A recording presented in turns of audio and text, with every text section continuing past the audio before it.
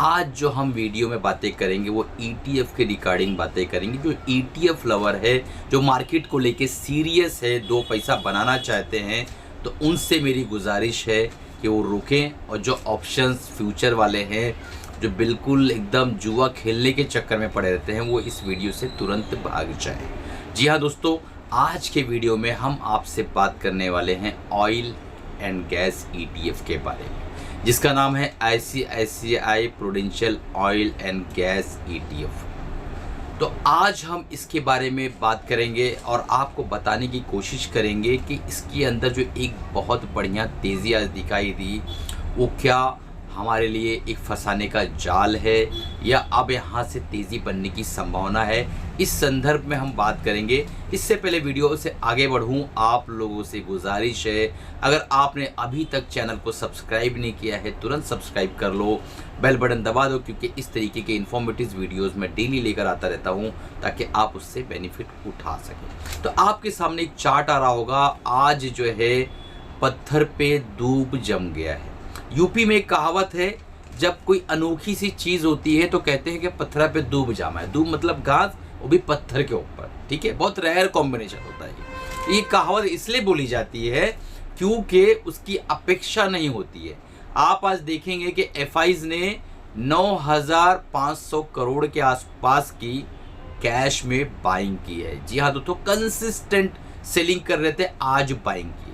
तो इन्हें अचानक ऐसा क्या चस्का लग गया कि आज ये बायर बन गए नेट, वो भी समझने की कोशिश करें। तो चलिए आगे बढ़ते हैं।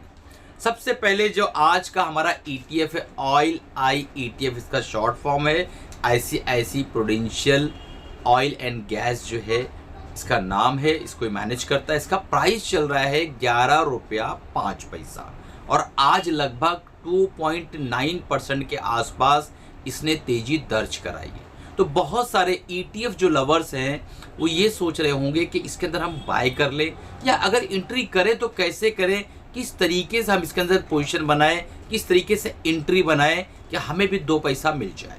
जैसा कि आपको नाम से ही जाहिर है कि ये ऑयल एंड गैस का ETF है। बहुत सारे लोग गैस और ऑयल के अंदर बहुत ज़्यादा बुलिश होते हैं या बेरिश होते हैं, उनके लिए वीडियो बहुत काम आने वाला है। इसका जो AUM है, एसेट अंडर मैनेजमेंट है, 123 करोड़ के आसपास का है। एक्सपेंस रेशो, जी हाँ दोस्तों, जिस तरीके से म्यूचुअल फंड के अंदर एक एग्जिट लोड होता है, उसी तरीके से इसके अंदर एक्सपेंस रेशो होता है ETF के अंदर, जिसे एक्सचेंज ट्रेडेड फंड भी कहा जाता है। एक्सपेंस रेशो 0.40% के आसपास है। तो एक्सपेंस रेशो अगर 0.5% से नीचे रहता है तो उस ETF को हम बेहतर मानते हैं। एसेट अंडर मैनेजमेंट छोटा सा है, लेकिन ये धीरे धीरे धीरे धीरे बड़ा होता चला जाएगा, ऐसी उम्मीद की जा सकती है। क्यों? क्योंकि ये ETF अभी जल्द ही लॉन्च हुआ है, बहुत ज़्यादा दिन नहीं हुआ है।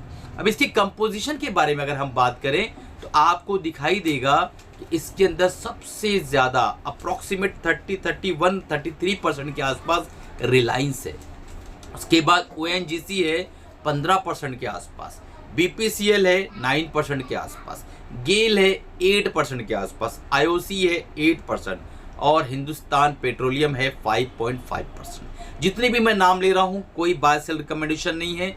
मेरा सिर्फ और सिर्फ उद्देश्य ये है कि आप ETF को सीख सके। एक समूह होता है ना इसके अंदर, आपको पता है, मैंने हमेशा बताया है कि एक्सचेंज ट्रेडेड फंड को हम स्टॉक की तरह बाय और सेल कर सकते हैं और हमें सेफ्टी मिलती है म्यूचुअल फंड की तरह, क्योंकि ये बहुत सारे जो है कंपनियों का एक गुच्छा बनाया जाता है और उसका एक नाम पड़ता है। और जब आप उस सेक्टर में जाना चाहते हैं, उस इंडेक्स में जाना चाहते हैं, तो ETF के द्वारा जब एंट्री करते हैं तो आपकी बाय सेल आप कर सकते हैं जब चाहे तब। आपका जो एक्सपेंस रेशियो है वो आपको पे करना होगा। तो दोस्तों अब आगे बढ़ते हैं और समझने की कोशिश करते हैं कि जो गैप अप ओपन होकर आज 2.9% के आसपास ये ETF भागा है, तो इसका क्या मतलब है। FIs जो आए हैं आज, उसका क्या मतलब है। इससे अगर आगे हम बढ़ें उससे पहले आप लोगों से गुजारिश है कि हमारा जो ETF का ट्रेडिंग प्रोग्राम 8 दिसंबर को लाइव सेशन में लेने वाला हूं। कंप्लीट आप लोगों को 4 घंटा कंसिस्टेंट पढ़ाने वाला हूं।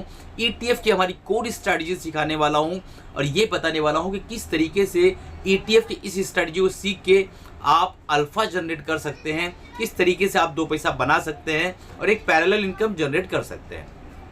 तो जिन्हें भी ETF को सीखना है, बहुत लिमिटेड सीट्स हम लेते हैं, प्रीमियम प्रोग्राम है। 8 दिसंबर को जूम पर लाइव पढ़ाने वाला हूँ। नीचे व्हाट्सअप नंबर आ रहा होगा, तुरंत इंक्वायरी करके तुरंत उसको इनरोल कर लो दोस्तों। अब आगे बढ़ते हैं। अगर आपको ऑयल एंड गैस ETF के अंदर इन्वेस्ट करना है तो सबसे बेहतरीन जो तरीका है, जो मैं हमेशा बताते रहता हूँ, हमेशा आप लोगों को समझाता हूँ कि आप स्ट्रिगर्ड वे में जो है धीरे धीरे आप एंट्री करो। मान लो आपको 5,000 रुपया इस ETF में लगाना है। आप अगर 11 रुपया डालते हो ना, तो जिन कंपनियों का हमने नाम लिया है उन सारी कंपनियों के अंदर आपका पैसा इक्वली जिस तरीके से एलोकेशन किया हुआ है वो डिस्ट्रीब्यूट हो जाता है। उतना पैसा उन कंपनियों में चला जाता है। सिर्फ 11 रुपया मात्र लगा के आप इतनी कंपनियों के अंदर इन्वेस्टर बन सकते हो। तब अंदाज़ा लगाओ कि कितनी बेहतरीन चीज़ है ये ETF। तो अगर आपको इसके अंदर पोजीशन साइजिंग करनी है, बनानी है, तो स्टिगर्ड वे में बनाओ। ये मान के चलो कि मार्केट अगर यहाँ से भी करेक्ट होती है, इसकी संभावना है करेक्शन और भी आ सकता है, क्योंकि मार्केट के हालात ऐसे हैं, जो वर्ल्ड का जियोपॉलिटिकल कंडीशन चल रही है, कभी भी मार्केट के अंदर और करेक्शन आ सकती है।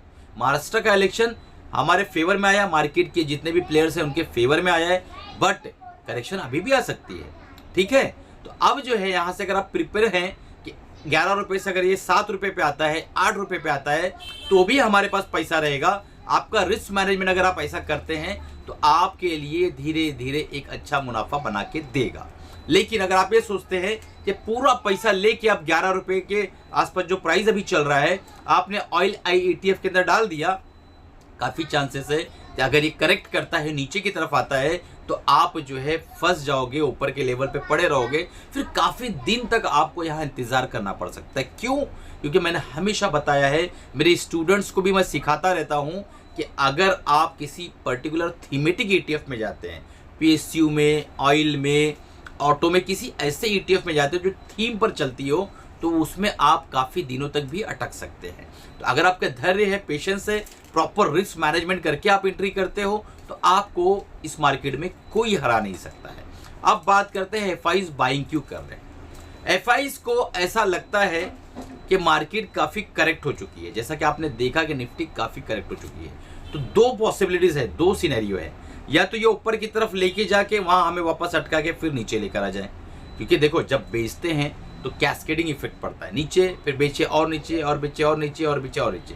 तो एक वक्त ऐसा आता है जब हमें एहसास होता है कि काफ़ी प्राइस नीचे आ गया है, तो थोड़ी सी बाइंग करके उससे ऊपर लाया जाता है। ये पूरा गेम होता है प्रोमोटर्स का, ये बात याद रखिएगा। जो ऑपरेटर होता है ना, वो खेलता है हमारे साथ, इस बात को याद रखिए। हो सकता है 10-20 हज़ार करोड़ की बाइंग करके मार्केट को ऊपर ले आ जाए, फिर वहाँ पे हमें फिर से टांग दिया जाए और धड़ांग से नीचे गिरा दिया जाए। तो हर एक सिचुएशन, हर विपरीत सिचुएशन के लिए जो इंसान तैयार होता है वही एक योद्धा, एक ट्रेडर, एक इन्वेस्टर कहलाता है। अगर मार्केट में आपको रियली इन्वेस्टर और ट्रेडर और योद्धा बनना है, तो हमारा जो ETF का ट्रेडिंग प्रोग्राम 8 दिसंबर को होने वाला है, और स्विंग ट्रेडिंग का प्रोग्राम जो हर महीने हम लाइव बैच करवाते हैं, ये दोनों में आप अगर रुचि रखते हैं तो इनरोल कर लीजिए।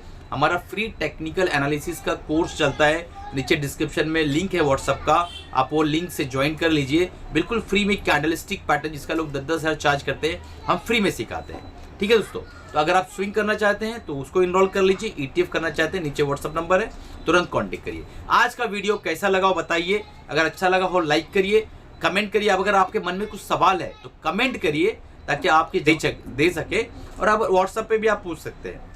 अगर आप पूछना चाहते हैं, कोई बड़ा सवाल है आपका, तो आप व्हाट्सएप पे भी पूछ सकते हैं, हम कोशिश करेंगे आंसर करने की। एक डिस्क्लेमर है, अगर आपको इसके अंदर काम करना है तो अपने फाइनेंशियल एडवाइज़र से राय मशवरा लेके काम करिएगा। मेरी तरफ से कोई बाय सेल रिकमेंडेशन नहीं है।